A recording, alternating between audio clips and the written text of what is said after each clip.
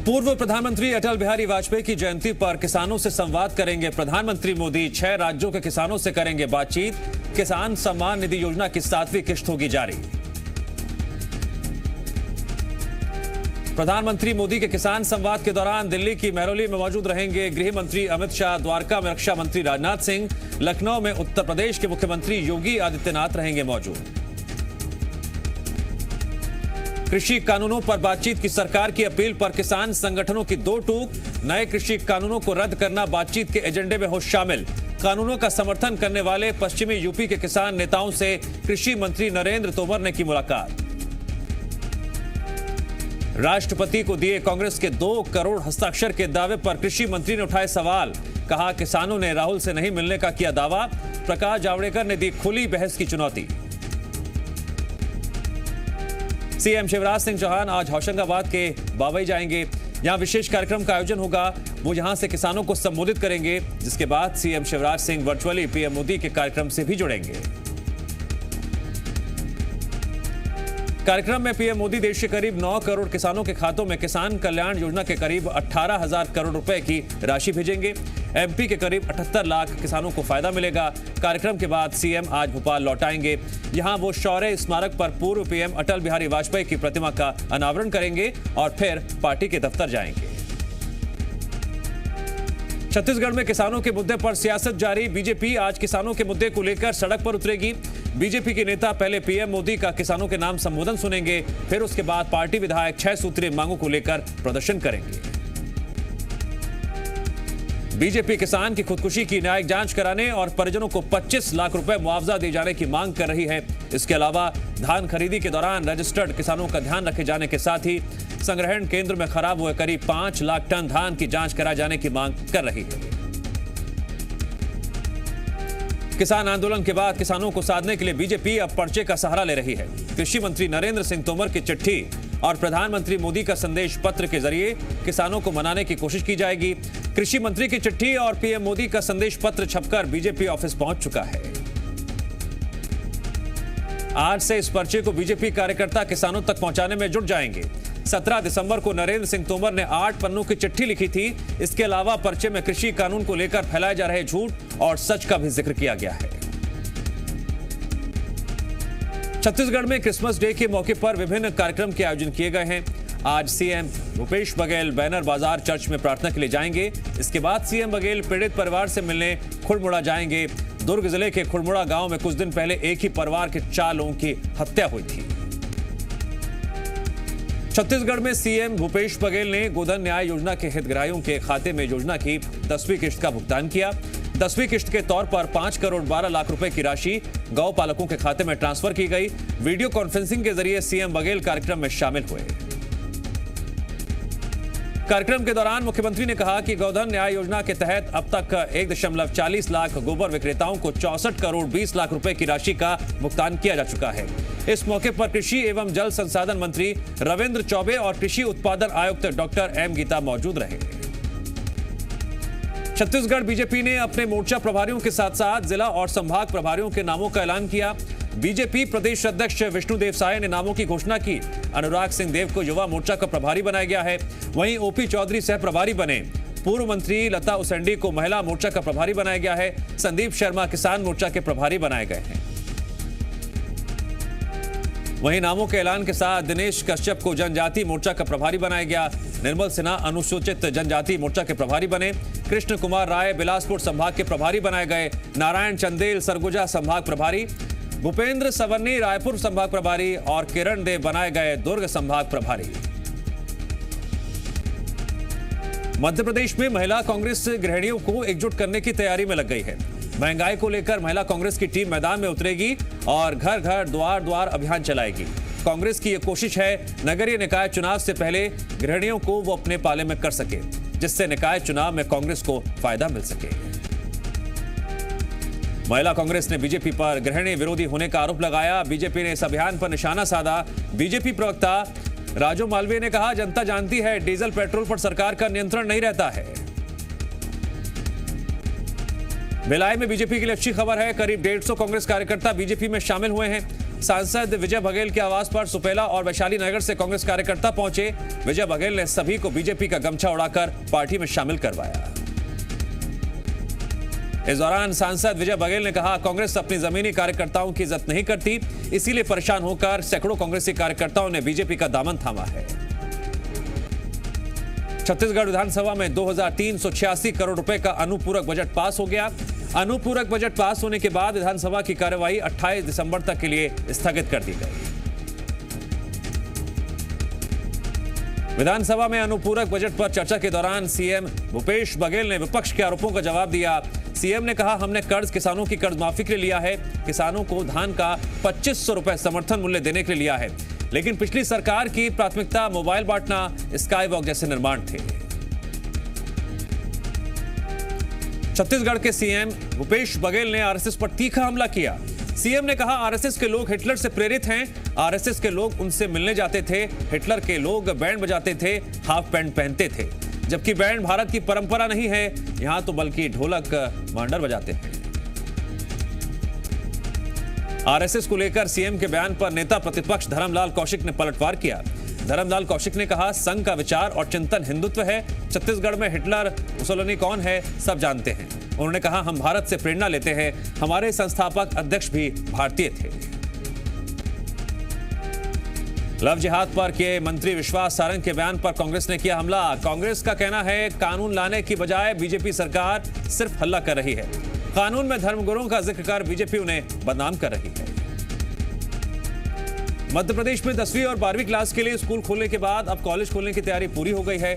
उच्च शिक्षा विभाग ने 1 जनवरी से कॉलेज खोलने का आदेश जारी किया है। प्रैक्टिकल परीक्षा को ध्यान में रखते हुए साइंस संकाय की क्लास लगाई जाएगी। 10 जनवरी से स्नातक और स्नातकोत्तर के फाइनल ईयर की क्लास लगाई जाएगी। वहीं सामान्य क्लास के लिए जिला कलेक्टर से आपदा प्रबंधन की बैठक कर सलाह मांगी गई है। उच्च शिक्षा मंत्री मोहन यादव ने जानकारी दी, अगर सब कुछ ठीक रहा तो 20 जनवरी के बाद सब कुछ ठीक रहा तो पूरे तरीके से कॉलेज खोल दी जाएंगे। मध्य प्रदेश के कॉलेजों में एडमिशन के लिए उच्च शिक्षा मंत्री मोहन यादव ने कहा, जिन बच्चों को पूरक परीक्षा पास करने के बाद भी एडमिशन नहीं मिल पाया था, उनके लिए 31 दिसंबर को फिर से एडमिशन लिंक को खोला जाएगा। इसके जरिए ग्रेजुएशन, पोस्ट ग्रेजुएशन कोर्सेज में एडमिशन के लिए अप्लाई किया जा सकेगा। छत्तीसगढ़ जनता कांग्रेस के प्रदेश अध्यक्ष और पूर्व विधायक अमित जोगी दुर्ग के खुड़मुड़ा गांव पहुंचे। यहां 4 लोगों की हत्या के मामले में पीड़ित परिवार से मुलाकात की और लोगों की समस्या सुनी। अमित जोगी ने इस दौरान प्रदेश सरकार पर हमला बोला। कहा, सीएम के क्षेत्र में जब यह हाल है तो पूरे प्रदेश का क्या होगा।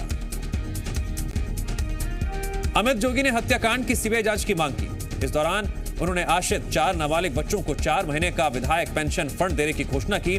लोगों ने अमित जोगी को बताया कि यहां आए दिन वारदात होती रहती है। किसानों के पंप, केबल और वायर चोरी तो आम बात है। बीएसपी के पूर्व विधायक लाखन सिंह बघेल ने खाकी पर गंभीर आरोप लगाए। लाखन सिंह ने मध्य प्रदेश पुलिस और शिवपुरी करेरा पुलिस की तुलना भिखारियों से भी की। शिवपुरी के करेरा में किसान आंदोलन में शामिल होने पहुंचे बीएसपी से पूर्व विधायक लाखन सिंह बघेल ने जिला प्रशासन और पुलिस पर निशाना साधते हुए कहा, भिखारी और शिवपुरी की पुलिस में कोई अंतर नहीं है। बीएसपी से पूर्व विधायक लाखन सिंह बघेल ने यह भी कहा, भिखारी हाथ फैलाकर भीख मांगता है और पुलिस डंडा दिखाकर भीख मांगती है। इस किसान आंदोलन में करेरा के कांग्रेस विधायक प्रांगीलाल जाटव भी शामिल हुए। 5000 से ज्यादा किसानों से प्रधानमंत्री सम्मान निधि की राशि वापस लेने के मामले में कांग्रेस ने तंज कसा। कांग्रेस ने आरोप लगाया, बीजेपी की योजनाएं हवा हवाई है, पहले घोषणा कर दी, अब बहाने बनाए जा रहे हैं। कांग्रेस ने मामले को विधानसभा में उठाने की बात कही। वहीं सरकार की ओर से मंत्री विश्वास सारंग ने नियमों का हवाला देते हुए कहा, जो नियम में नहीं आता उसे राशि नहीं दी जा सकती।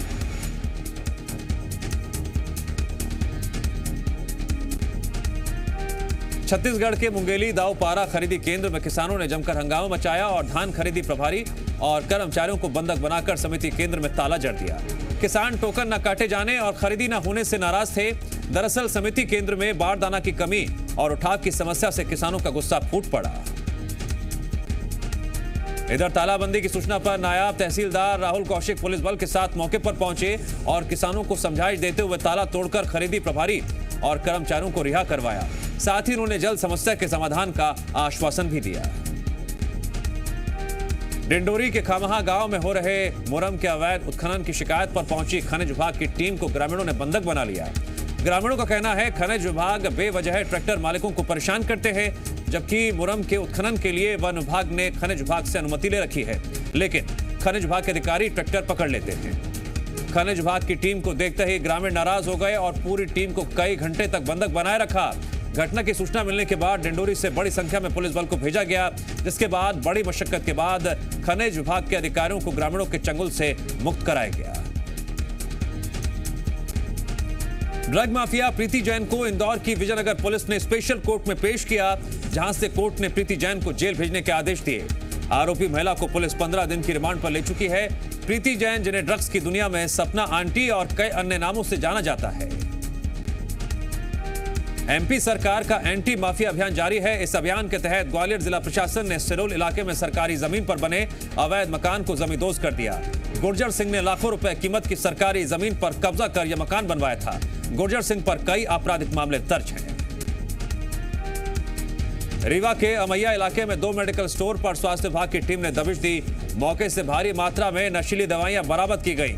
पहले पूछताछ में मेडिकल संचालकों ने नशीली दवाई को बेचने से इनकार किया, लेकिन जब चेकिंग की गई तो नशीली दवाएं जो है बरामद की गई। जांजगीर चांपा जिले में 14वें वित्त और डीएमएफ की राशि में भ्रष्टाचार की शिकायत मिली है। जानकारी के मुताबिक कोरोना काल में जिले के 9 विकास खंडों के 657 पंचायतों में इन मदों से प्राप्त राशि में भारी अनियमितता बरती गई। लगातार मिल रही शिकायतों के बाद अब इस मामले की जांच शुरू कर दी गई है। जिला पंचायत सीईओ के मुताबिक 15 दिनों में जांच रिपोर्ट आ जाएगी। जानकारी के मुताबिक सबसे ज्यादा घपला प्रवासी मजदूरों के वापसी के बाद बनाए गए क्वारंटीन सेंटरों में किया गया, जिसमें सैनिटाइजर और राशन सामान की खरीदी के फर्जी बिल लगाए गए। आंकड़ों की बात की जाए तो 657 ग्राम पंचायतों में 80 करोड़ से ज्यादा का फर्जीवाड़ा बताया जा रहा है। ग्रामीणों की शिकायत के बाद पूरा मामला संज्ञान में आया। मध्य प्रदेश में अब से किसी भी सरकारी कार्यक्रम के पहले बेटियों का पूजन किया जाएगा, जिसे लेकर सामान्य प्रशासन विभाग ने सभी जिलों के कलेक्टर्स को पत्र लिखकर आदेश जारी कर दिए हैं।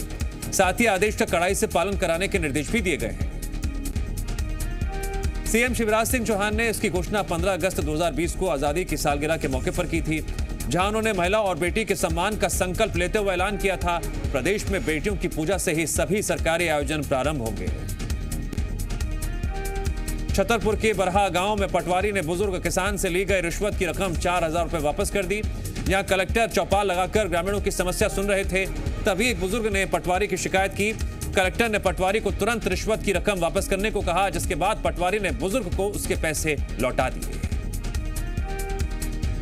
पन्ना जिला अस्पताल के ब्लड बैंक में इन दिनों एक भी यूनिट खून नहीं है, जबकि प्रतिदिन औसतन 8 से 10 यूनिट ब्लड की आवश्यकता अस्पताल में पड़ती है। इसके लिए जिला अस्पताल प्रबंधन ने किसी भी तरह की वैकल्पिक व्यवस्था नहीं की है। ब्लड की जरूरत पड़ने पर परिजनों को ही ब्लड लाने के लिए कह दिया जाता है। परिजनों को अपने स्तर पर ही खून की व्यवस्था करनी पड़ती है। पन्ना जिला अस्पताल के हालात ये हैं कि समय पर ब्लड नहीं मिलने से कई मरीजों की मौत हो चुकी है। इसके बावजूद गहरी नींद में सोए प्रशासन के कानों तक जू नहीं रेंगती। जानकारी के मुताबिक पिछले 3 महीनों से अस्पताल में रक्त शिविर नहीं लगाया गया। वहीं मामले में जब सीएमएचओ से बात की गई तो उन्होंने बताया सिविल सर्जन को निर्देश दे दिए गए हैं। रतलाम के पिपलोदा से लगे राजस्थान बॉर्डर पर 2 ट्रैक्टर ट्रॉली में जोरदार टक्कर हो गई। इस हादसे में 3 लोगों की मौके पर ही मौत हो गई, 20 लोग घायल हो गए। सूचना मिलने पर पहुंची पुलिस ने सभी घायलों को इलाज के लिए जावरा अस्पताल रेफर किया। जबलपुर में सड़क हादसे में 4 लोगों की मौत हो गई। पूरी घटना बगदली फॉल की घाटी के पास की है। एक कार एक्सीडेंट होने के बाद उसे देखने के लिए बड़ी संख्या में भीड़ जमा थी, तभी बारात लेकर लौट रही एक बस उनके ऊपर पलट गई। जबलपुर में हुए हादसे में एक महिला समेत 4 लोगों की मौत हो गई। वहीं 2 पुलिसकर्मी सहित कई लोग इस हादसे में घायल हुए हैं। सभी को जबलपुर मेडिकल कॉलेज भेजा गया है। सीएम शिवराज सिंह चौहान ने ट्वीट कर मृतकों को श्रद्धांजलि दी। छतरपुर के मुडेरा में 2 पक्षों के बीच विवाद इतना बढ़ गया कि एक शख्स ने फायरिंग कर दी।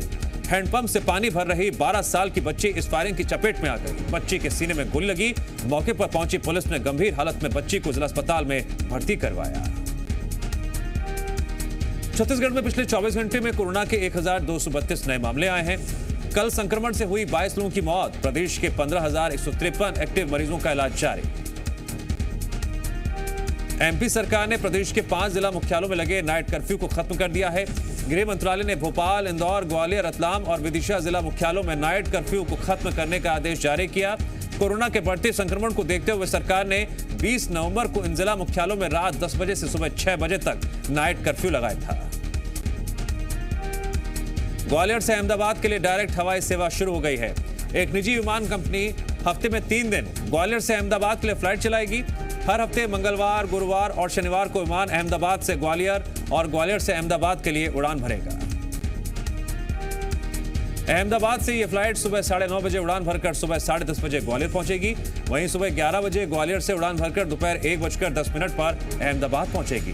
ग्वालियर सांसद विवेक सजलुलकर का कहना है कि वो केंद्रीय उड्डयन मंत्री से ग्वालियर से पुणे के लिए भी सीधी विमान सेवा शुरू करने की मांग करेंगे।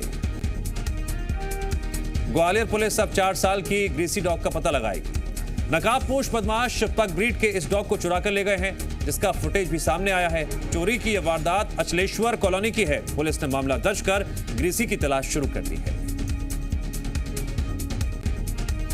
छत्तीसगढ़ की पहली महिला पद्मश्री और पद्म विभूषण पंडवानी गायिका तीजन बाई के जीवन पर जल्द फिल्म बनने वाली है।